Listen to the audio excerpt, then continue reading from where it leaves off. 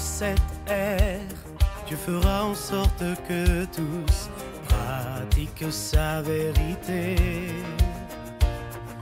que tous vivent sa parole, ils l'aiment sincèrement. La parole de Dieu est la base de leur vie. Tous ont un cœur qui craint. Au nom du Père et du Fils et du Saint-Esprit. La grâce de Jésus-Christ notre Seigneur, l'amour de Dieu le Père et la communion de l'Esprit Saint soient toujours avec vous. Frères et sœurs en Christ, en ce mardi 14 de la 15e semaine du temps ordinaire de l'année liturgique A, l'Église fait mémoire de Saint Camille. Saint Camille qui est considéré comme étant le patron du personnel des hôpitaux. Que par l'intercession de Saint Camille, le Seigneur accorde la guérison du corps et de l'âme à tous nos malades, surtout en cette période de pandémie. Nous sommes appelés aujourd'hui à accueillir cette parole de Dieu. Cette parole de Dieu qui nous éclaire, qui nous aide à pouvoir, malgré les difficultés du moment, à pouvoir tenir ferme dans la foi, dans l'espérance et dans la charité. Prions le Seigneur.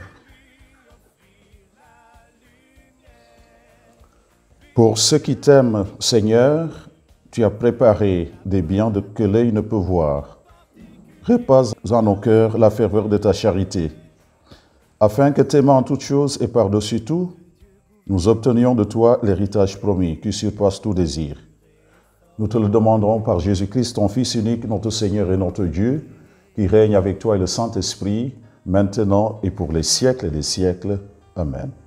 En cette ère, Dieu fera en sorte que tous pratiquent sa vérité, que tous vivent sa parole. Lecture du livre du prophète Isaïe.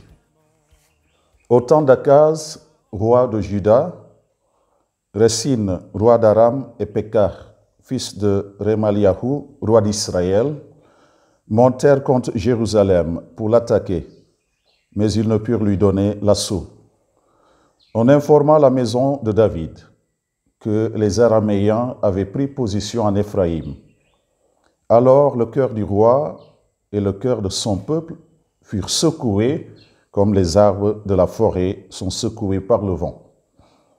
Le Seigneur dit alors à Isaïe, avec ton fils Shear Yashub, c'est-à-dire un reste reviendra, va trouver Akaz au bout du canal du réservoir supérieur sur la route du champ de Foulon.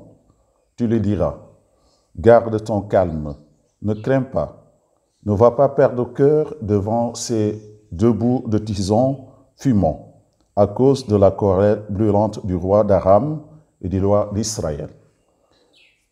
Oui, Aram a décidé ta perte, en accord avec Éphraïm et son roi. Ils se sont dit, marchons contre le royaume de Juda pour l'intimider, et nous le forcerons à se rendre. Alors, nous lui imposerons comme roi le fils de Tabel. Ainsi parle le Seigneur Dieu.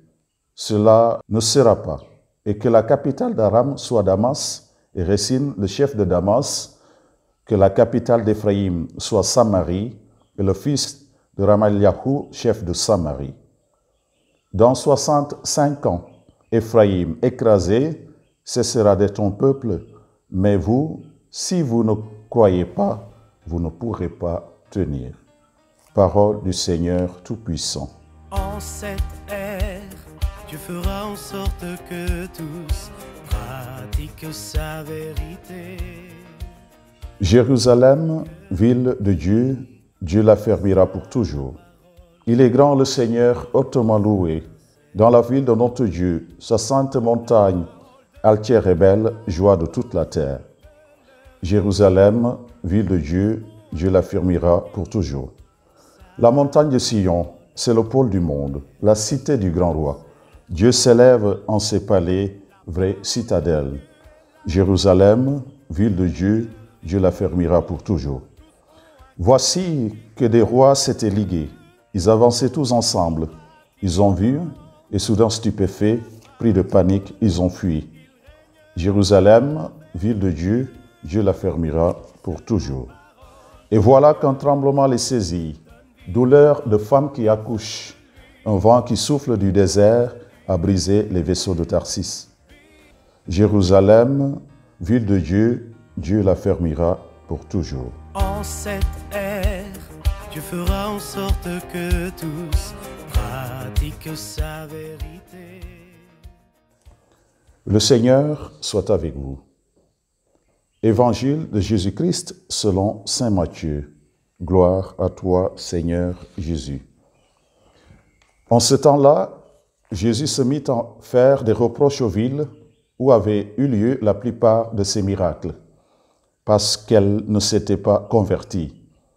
Malheureuse es-tu, Chorazine, malheureuse es-tu, Bethsaïde, car si les miracles qui ont eu lieu chez vous avaient eu lieu à Tyr et à Sidon, ces villes autrefois se seraient converties sous le sac et la cendre.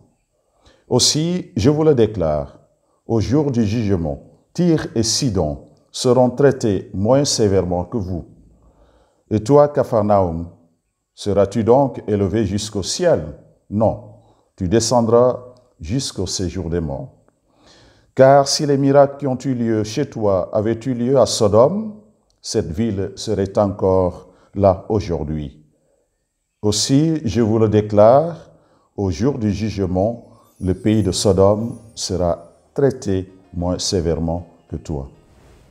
Acclamons la parole de Dieu, louange à toi, Seigneur Jésus. En cette ère, Dieu fera en sorte que tous pratiquent sa vérité.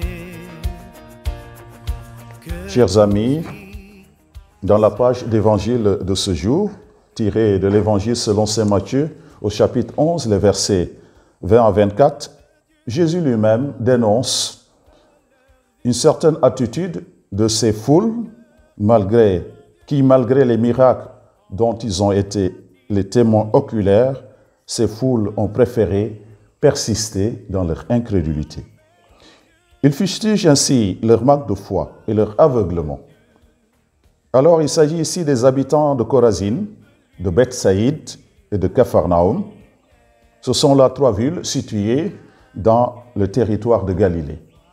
Et cette situation géographique pourrait alors nous aider à mieux comprendre cette invective de Jésus, le fait qu'il dénonce cette attitude d'incrédulité de ces foules qui ont été des témoins oculaires de ces miracles accomplis. Galilée, c'est le lieu de prédilection des miracles de Jésus. Et il est bon de rappeler ici que c'est en Galilée que Jésus a accompli le premier signe, le signe des noces de Cana où il transforma l'eau en vin. Et c'est aussi en Galilée qu'il appela les premiers disciples. Alors, ce premier signe de Cana, des noces de Cana, a été suivi par plusieurs autres signes. Ceci revient à dire que Galilée était un lieu privilégié où Jésus a eu à accomplir plusieurs signes. En faisant mention de villes de Tyr et de Sidon, ces villes qui étaient considérées comme étant des villes païennes, Jésus vient rappeler à ces foules qui étaient témoins de ces miracles, de ces signes, leur rappeler que même s'ils se considéraient comme étant des habitants de ces villes dites juives, et ils ont eu alors ce privilège d'avoir été les premiers témoins des miracles qu'il a accomplis, Jésus leur rappelle qu'ils ont préféré s'obstiner dans leur incrédulité. Alors il s'agit ici d'une sorte de malédiction, mais cela est à considérer plutôt dans le sens d'un appel que Jésus adresse à ces foules, un appel à savoir reconsidérer leur attitude vis-à-vis de celui qui est le véritable révélateur du Père, c'est-à-dire Jésus de Nazareth. Il est l'unique médiateur entre Dieu et les hommes, comme nous le rappelle l'apôtre Paul dans sa première lettre à Timothée au chapitre 2, le verset 5. Les miracles accomplis par Jésus sont à considérer donc comme étant de véritables signes et des œuvres concrètes qui viennent authentifier, s'il en est besoin, sa mission comme envoyé du Père. De ce fait, ces derniers devraient alors susciter la foi, surtout de la part de ses contemporains, ceux-là qui étaient les premiers bénéficiaires privilégiés de son ministère public. Je n'ai été envoyé qu'aux brebis perdues de la maison d'Israël, dira-t-il à la femme cananéenne dont la fille était malmenée par un démon. Oui, durant son ministère public, Jésus était en but aux contradictions, aux oppositions de ses contemporains, malgré les miracles qu'il accomplissait comme Messie de Dieu, comme l'envoyé du Père. Ces miracles sont des signes visibles et concrets accomplis par le Fils, pour ainsi révéler la véritable identité du Père et susciter la foi. Et Jésus lui-même, comme envoyé du Père, comme Fils, n'a cherché qu'à accomplir sa volonté. Ma nourriture, c'est de faire la volonté de celui qui m'a envoyé et d'accomplir son œuvre.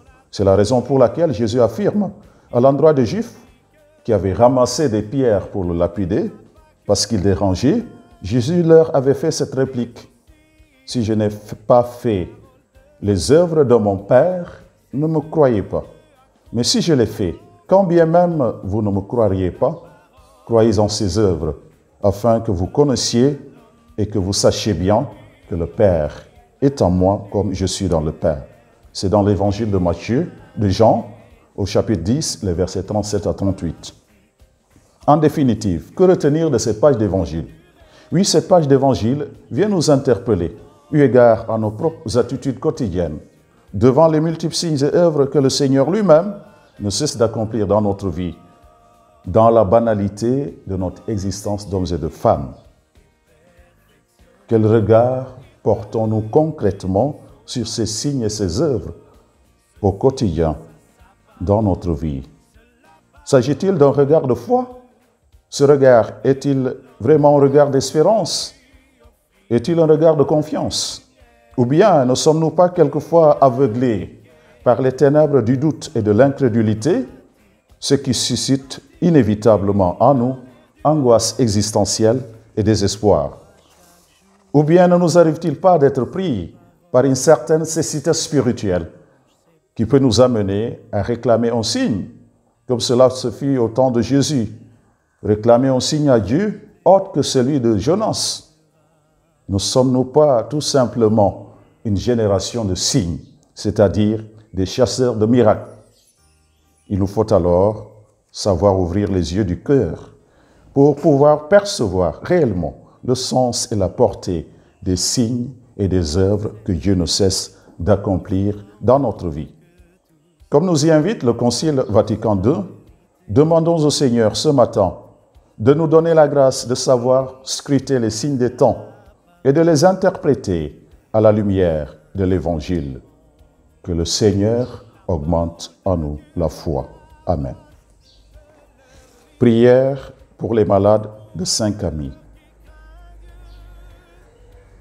Nous te prions, Seigneur, toi qui es le gardien, le maître du corps et le créateur de l'âme, toi qui as conçu l'homme dans son unité, toi qui es l'ordonnateur, le guide et le sauveur de tout le genre humain.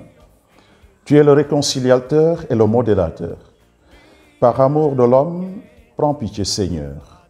Aide tous les souffrants et accorde-leur la guérison. Commande aux maladies. Redresse ceux qui sont accablés par la souffrance. Honneur et gloire à toi, Saint-Nom. Par Jésus-Christ, ton Fils unique, par qui l'honneur et la puissance te reviennent dans le Saint-Esprit, maintenant et dans les siècles des siècles. Amen. Et que Dieu Tout-Puissant vous bénisse, le Père, le Fils et le Saint-Esprit. Amen. Loué soit Jésus-Christ pour les siècles des siècles. Amen. Sans elle, vous ne trouverez pas la voie.